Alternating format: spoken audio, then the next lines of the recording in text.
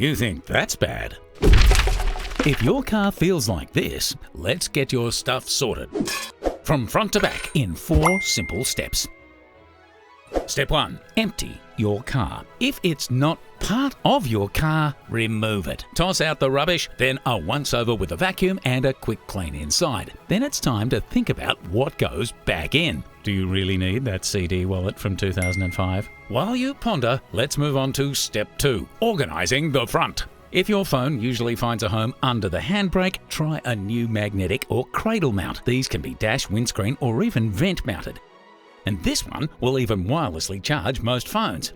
Adapt your 12-volt socket for charging multiple devices and keep your cables tidy too. Some upgraded cup holders might help with the spilled drinks, a couple of seat cushions to comfy things up, and somewhere to poke all those fiddly bits. Step 3. Sort the back seat. The back seat of a car can take on many roles. How do you use yours? If you travel alone, you might just need a bin back there. For the road tripper, give passengers somewhere to poke their essentials, rest their heads, hold their drinks, and charge their devices.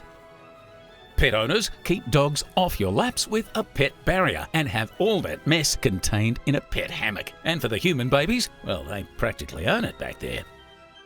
Protect the back seat, create a home for all their knickknacks, and keep a close eye on what goes on back there. Step 4. Tidy the boot. This one is easy. Choose a boot organiser. Tuck away your first aid kit and some roadside essentials. From a road trip to the daily drive, there are endless ways to keep your stuff sorted with CabinCrew.